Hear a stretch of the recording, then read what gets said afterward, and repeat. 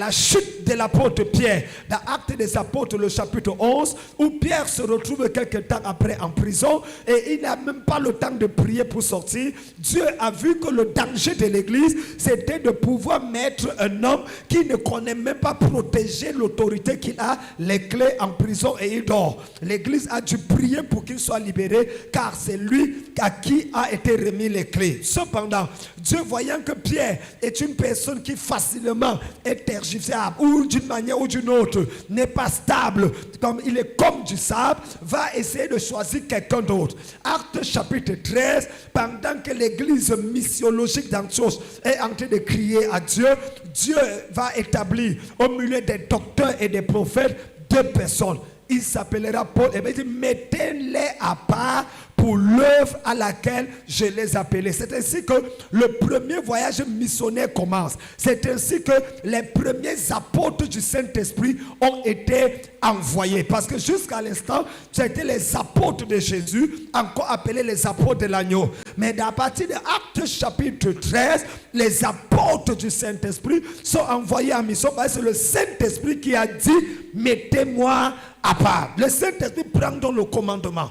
Et par ses apôtres, Paul va aller se démarquer de manière exceptionnelle. Il sera arrêté, accusé par les Juifs et à la limite, il va faire appel à César à partir de son passeport diplomatique en tant que citoyen de l'Empire romain. Le passage que nous lisons parle du séjour de Paul à Rome. En fait, la première lettre que Paul écrit étant en Rome, c'est l'épître aux Éphésiens. C'est sa première lettre écrite étant en prison à Rome. Et il écrit parce qu'effectivement, un certain homme appelé Onésimore lui avait donné des informations par rapport à l'état de l'église qui se passait. C'est ainsi que Paul va décider d'écrire, parlant en laissant ses 2 fils qui étaient ses collègues dans le ministère, Priscille et Aquilas, qui étaient les pasteurs premiers pionniers qu'il avait laissés à Éphèse pour expliquer un certain nombre de choses. Plus tard, il va prendre son fils Timothée qu'il va établir pasteur de l'église d'Éphèse en remplacement de Priscille et d'Aquilas. Cependant, le thème de l'apôtre de l'épître aux Éphésiens, qui est l'église au corps de Christ et les mystères attachés à cette révélation, sont en réalité des réalités profondes qui peuvent nous aider aujourd'hui à comprendre un certain nombre de choses. Pour la plupart des théologiens, l'épître de Paul aux Éphésiens est l'épître la plus personnalisée de Paul, traduisant son caractère, sa joie et à la limite la dimension de la richesse qu'il a de la connaissance ecclésiologique de Dieu par rapport à son épouse sur la terre. Le passage de Éphésiens 3 que nous venons de lire, Paul ici est en train de parler des mystères, de la connaissance qu'il a reçue de Dieu. Et en parlant de ces mystères, parce qu'il faut rappeler que le livre est écrit en l'an 60 après Jésus-Christ, en parlant de ces mystères, il va essayer de redéfinir la différence qu'il y a entre le judaïsme et le christianisme pour faire comprendre que Israël n'est pas l'église et l'église n'est pas Israël. Et là, il va dire une phrase qui sera l'objet du message des 20 minutes que je vais vous donner. Il dit, c'est par révélation. D'où le thème de mon enseignement, c'est par révélation. Écrivez. Thème, c'est par révélation. Il va donc écrire aux Éphésiens et dire, c'est par révélation que j'ai eu connaissance du mystère sur lequel je viens de vous écrire en peu de mots. En les lisant, vous pouvez vous représenter l'intelligence que j'ai du mystère de Christ. Il n'a pas été manifesté au Fils des hommes dans les autres générations, comme il a été révélé maintenant par l'Esprit aux saints apôtres et prophètes de Christ. Quelqu'un dit Amen. C'est pas révélation. Les gens se posent la question, mais pourquoi vous faites ce que vous faites et comment on peut vous suivre comme on vous suit? La réponse est simple, c'est par révélation. Tu ne peux pas suivre un homme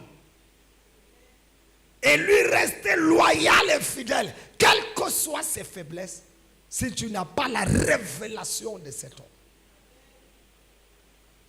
On ne peut pas rester dans le christianisme, servir Dieu et adorer Jésus si on n'a pas la révélation personnelle de Jésus.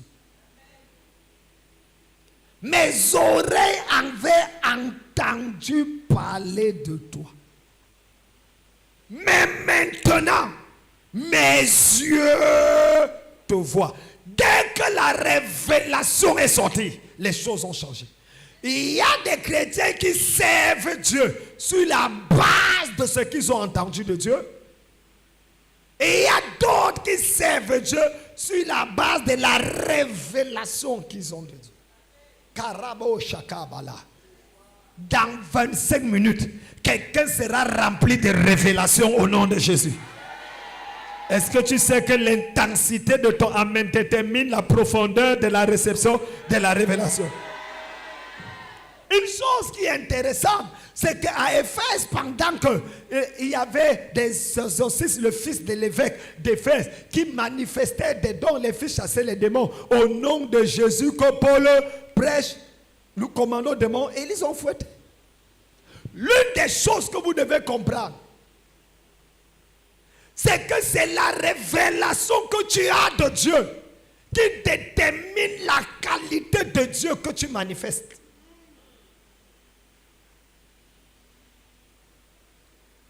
J'espère que les apôtres sont en train d'écrire. C'est la révélation que tu as de Dieu qui détermine la qualité et la quantité de Dieu que tu transmets. Kabo shakaba edele bazia.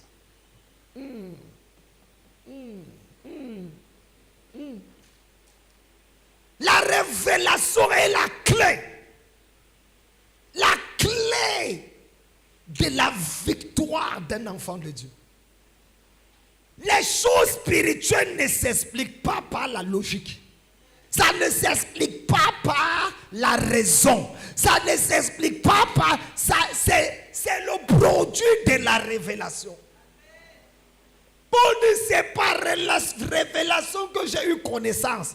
Ce n'est pas par information que j'ai eu connaissance. Ce n'est pas par éducation que j'ai eu connaissance.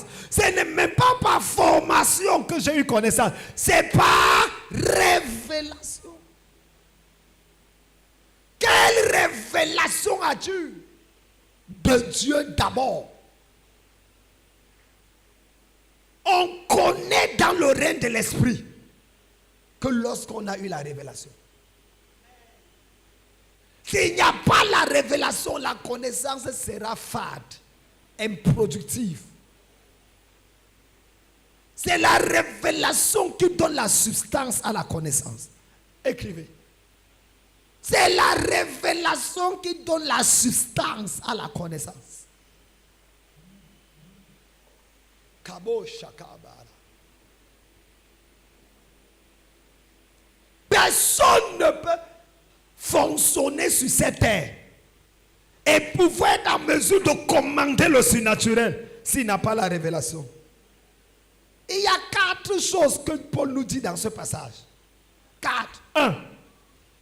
La connaissance des mystères se fait par révélation. Première chose. La connaissance des mystères se fait par révélation. C'est un mystère. Comment tu vas découvrir si il n'y a pas de révélation? La deuxième chose que ce passage nous dit, c'est que la révélation doit être vécue et écrite pour être transmise. La révélation doit être vécue. D'abord, tu dois vivre la révélation. Ensuite, tu dois l'écrire afin qu'elle soit transmise. Numéro 3. La troisième chose que ce passage nous dit, c'est que la révélation augmente ton niveau d'intelligence. Ça augmente ton niveau d'intelligence. Un homme qui fonctionne par révélation, tôt ou tard, verra son conscient intellectuel prendre forme.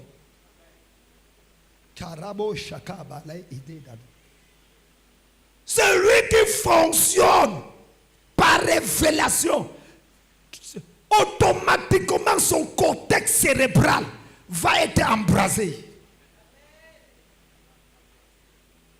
Il sera plus intelligent que les gens de son âge.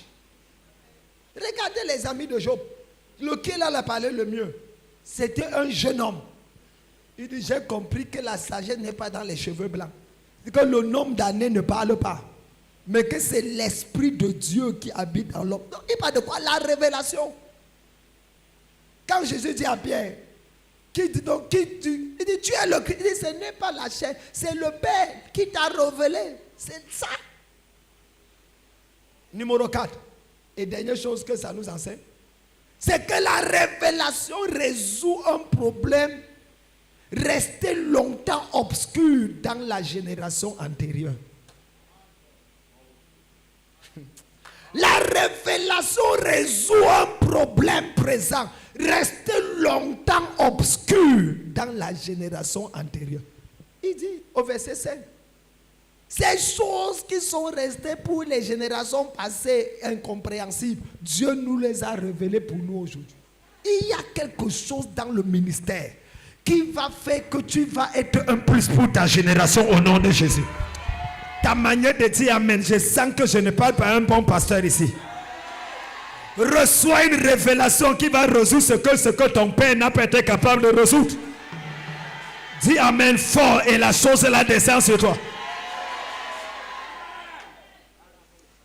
La raison pour laquelle les fils ne vont pas plus loin que le père, c'est parce qu'ils agissent par imitation et non par révélation.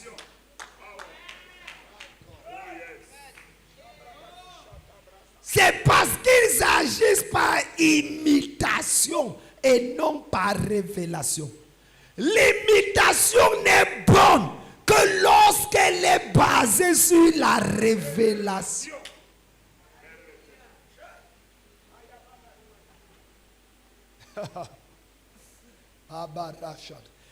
L'imitation n'est bonne, fructueuse, bénéfique que lorsqu'elle est basée sur la révélation. 1 Corinthiens 11, verset 1. Paul dit quoi? Soyez mes imitateurs, comme je le suis de Christ. Comment il a imité Christ? C'est ça la question. Il n'a jamais marché avec Christ. Il n'a jamais mangé avec Christ. Il n'a jamais pas monté avec Christ comme les autres. Il a eu Christ par révélation. Il dit, soyez mes imitateurs comme j'ai mis Christ. Si j'ai mis Christ par révélation, imitez-moi par révélation. Par révélation. Je prie pour quelqu'un ici. Que la révélation pénètre ton âme au nom de Jésus. Ta manière de dire amen là, j'ai cherché la personne pour qui je suis. Reçois la révélation au nom de Jésus. Reçois la révélation au nom de Jésus.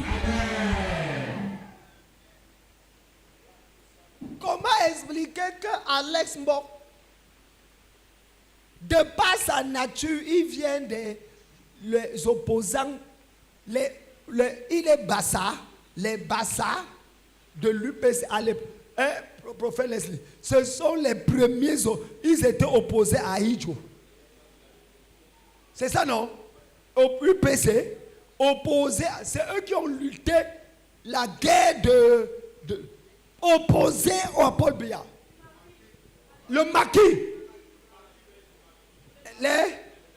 Les pères du maquis, les Bassa, les bons, on appelle les bons quoi là? Les bonbons. Les yebk. Bon, je n'ai rien dit. Comment expliquer qu'un bonbon, comme celui-là en blanc, reste fidèle plus de 25 ans à quelqu'un?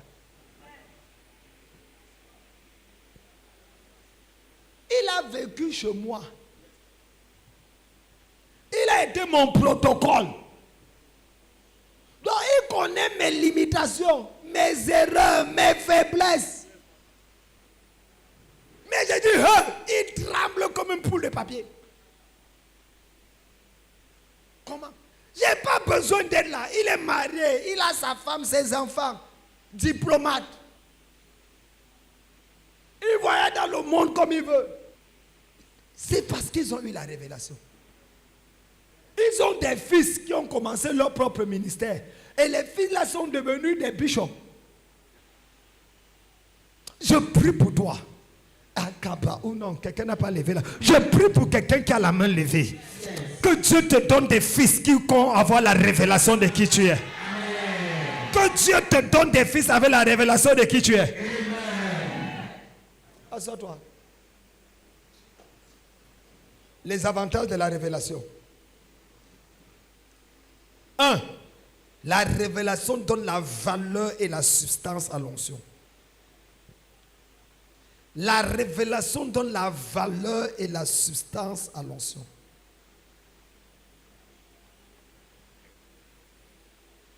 L'orateur hier a dit quelque chose. Que l'onction qui était sur Jean-Baptiste, c'est la même onction qui était sur Élie. Tu nous as dit ça hier.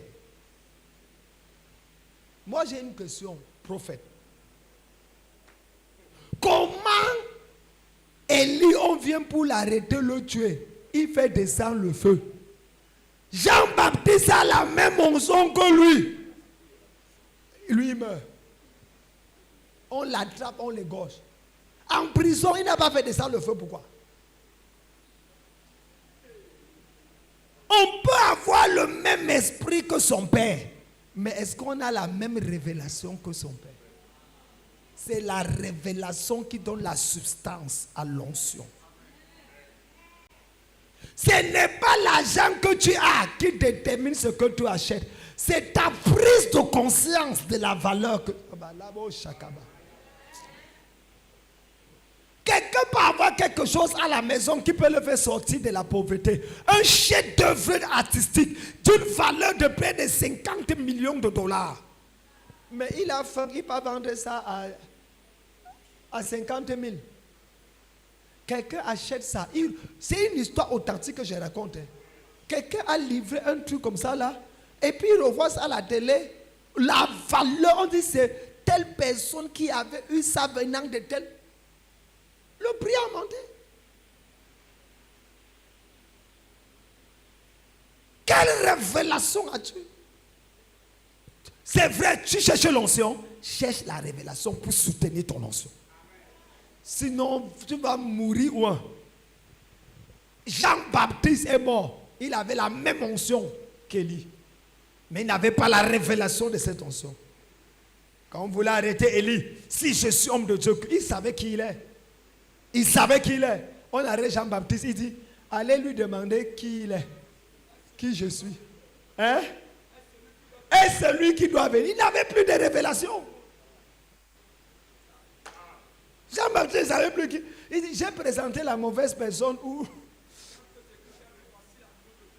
C'est lui qui a dit ça. Chat.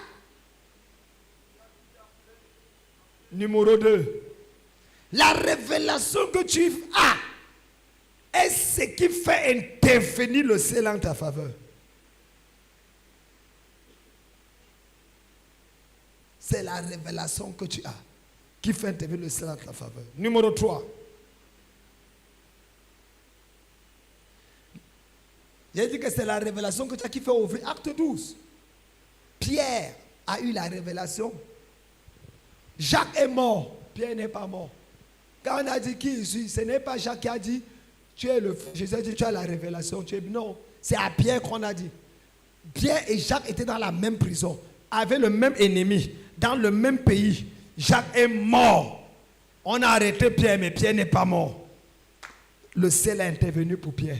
Il avait la révélation. Ah. C'est ça la clé. Numéro 3. La révélation t'ouvre les yeux sur la personne que le ciel a mandaté sur ta vie.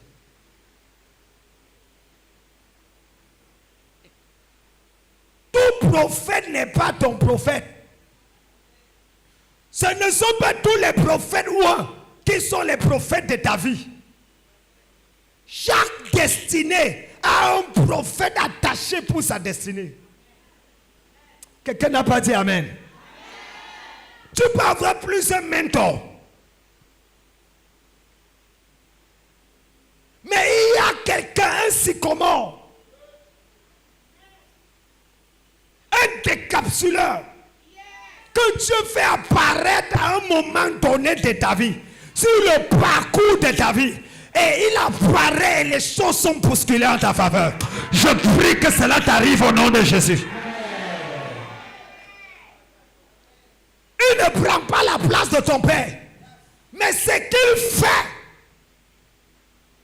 ça fait que ton père bénisse Dieu tous les jours de t'avoir eu. Je peux parler à quelqu'un ici.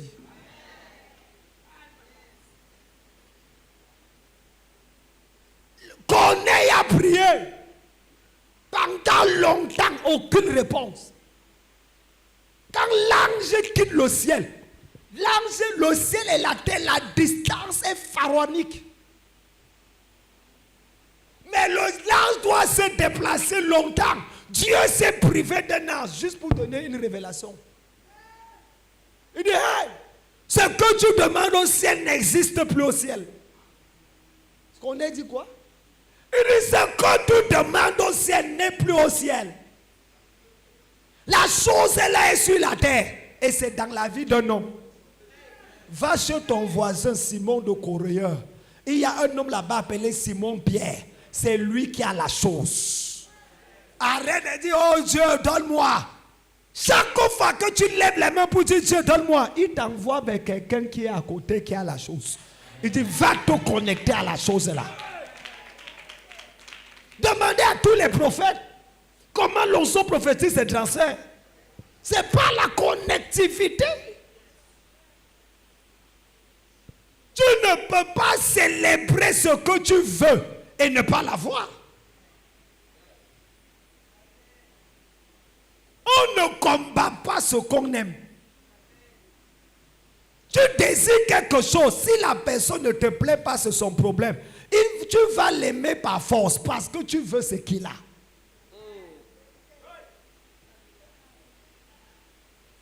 Il va chez Simon, le Coréen.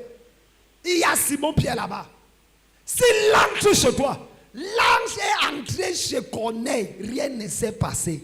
Pierre est entré chez Corneille, le Saint-Esprit est descendu. Il y a des hommes qui dépassent les anges dans ta vie.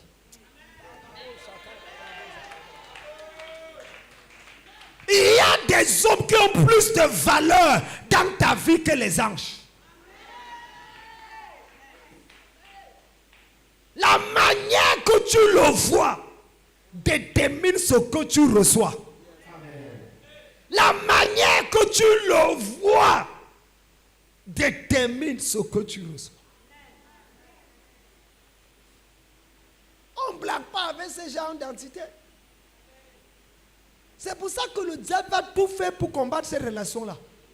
Fais attention avec les relations que Satan fait tout pour te déconnecter d'avec. C'est-à-dire, on va toujours te dire des choses bizarres. On va dire, ton père là, il y a toujours une histoire qui va sortir. Fais attention. Ça veut dire que cette histoire est précieuse. Et parfois, lui-même, il va tout faire pour te décourager. Hein? Tu ne me crois pas? Va demander à Élisée. Élie dit à Élisée, reste ici. Moi, je m'en vais. Il dit, mon ami, toi, tu ne me connais pas. Toi, quelque chose que j'ai besoin. Est-ce que vous savez, quand Élisée suivait Élie, Élie était recherché par le palais et par la garde, par Interpol.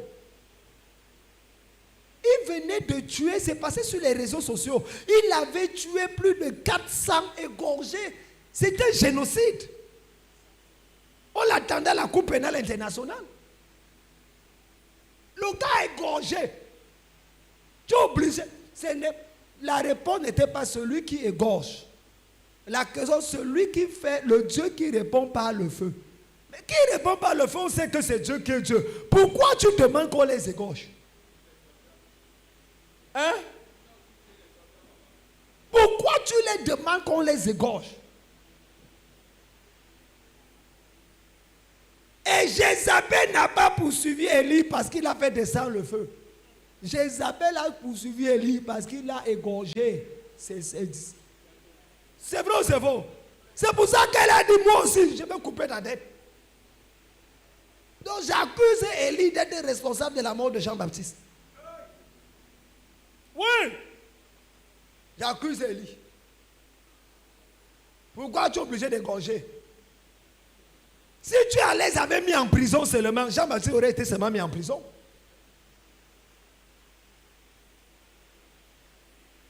Je prie pour quelqu'un ici là. Akabra ou Sheka. Tu ne vas pas reproduire les erreurs de tes pères. Tu ne vas pas reproduire les erreurs de tes pères. Celui qui dit amen plus fort que son voisin, il prend la chose, il parle.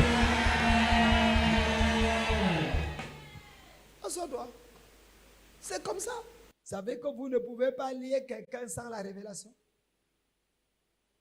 Dans Juge 16, verset 10, Delilah a dit à Samson, révèle-moi. Révèle-moi avec quoi il faut te lier. Révèle-moi avec quoi il faut te lier. Nous clôturons avec les 5 révélations qu'un leader doit avoir. 1. La révélation de la personne de Jésus. 1. La révélation de la personne de Jésus, afin de rester christocentrique dans son message. 2. La révélation du Christ en nous, afin de connaître son identité spirituelle. 2. La révélation du Christ en nous, afin de connaître son identité spirituelle. 3. La révélation de sa vocation, afin de connaître le but de son existence. La révélation de sa vocation, afin de connaître le but de son existence. 4. La révélation de sa vocation, afin de connaître le but. Avant que tu ne sois formé dans le ventre de ta mère, je te connais. Avant que tu ne sois sorti, je t'avais. 4. C'est 4? J'ai à donner 3 noms. 4 maintenant. La révélation. La révélation de son sycomore.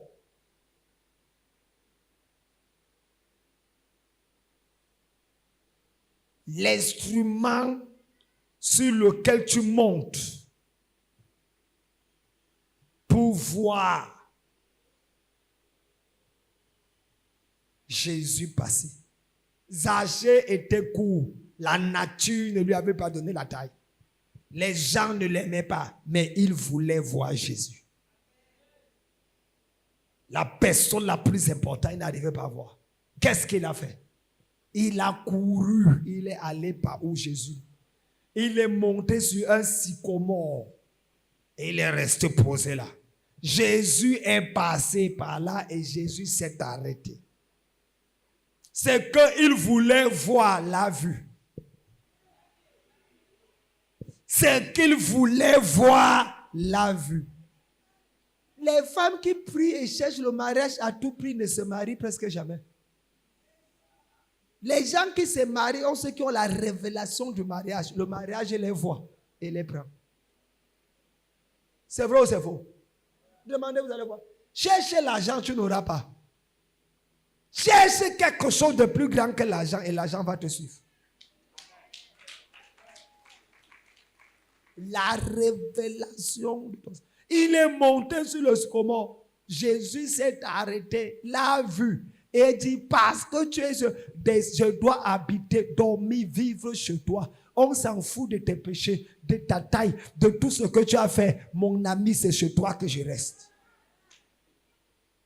Parce qu'il a eu la révélation du sycomore. Il est monté et le sycomore est l'arbre le plus tordu.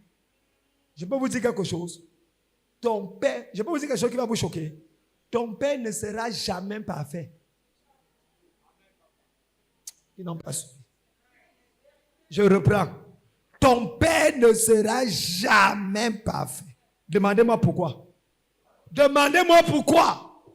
Parce que le jour où il est parfait, Dieu va le tuer. Car tu risques l'adorer.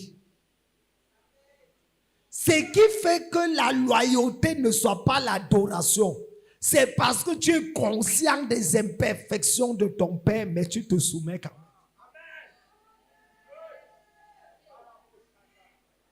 Tu ne peux pas devenir branamiste ou camdémiste.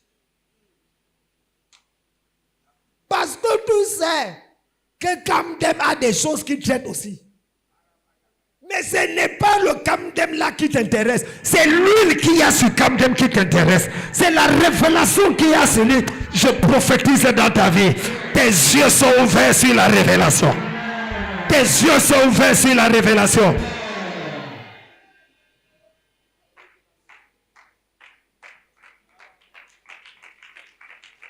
Et c'est la vérité.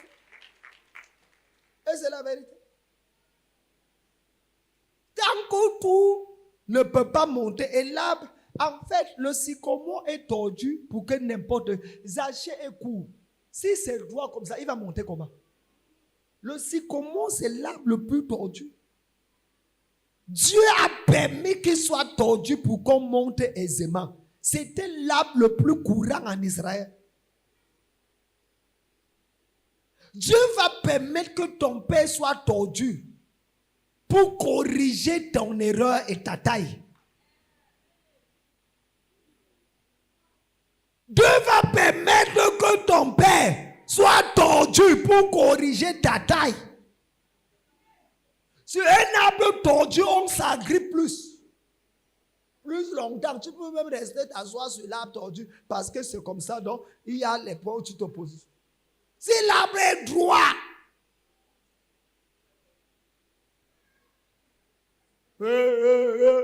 j'aime mon père, le côté là, mais l'autre côté, si je n'aime pas, ta tête comme une mangue non mûre.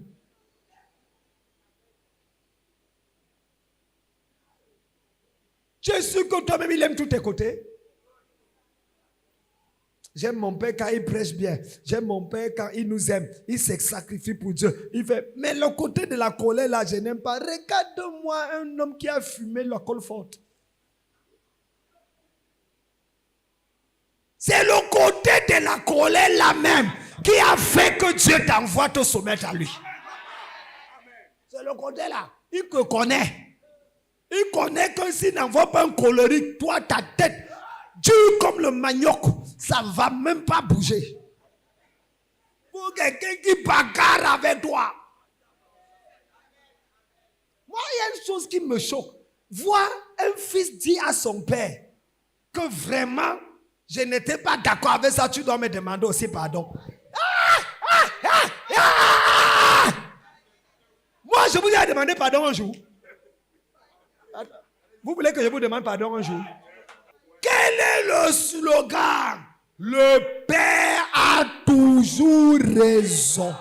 Même quand il a tort, il a raison d'avoir tort. Et l'enfant a tort d'avoir raison. Parce qu'il y a une différence entre enfant et fils. Ils ne sont plus des enfants. Ils sont des fils.